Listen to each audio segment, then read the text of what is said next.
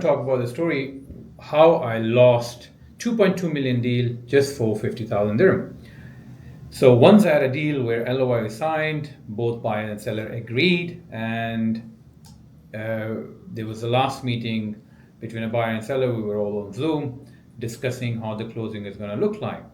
And eventually there was a 50,000 dirham difference where buyer and seller, they did not agree on how the assets calculation. There was a dead inventory.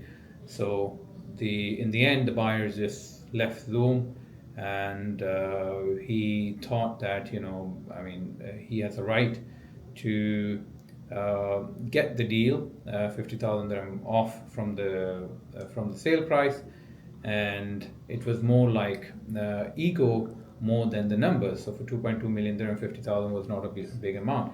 And then after that, I tried to save the deal, but it didn't work out. So I learned that lesson that day. It's not about the spreadsheets or number all the time. The most important is the relationship between buyer and seller. And buying a business is a very emotional process.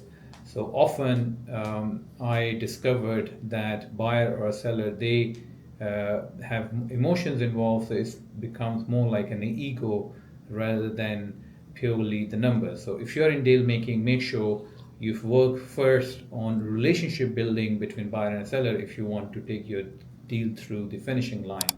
Follow me if you want to know more about my life and the tips about buying and selling business in Dubai.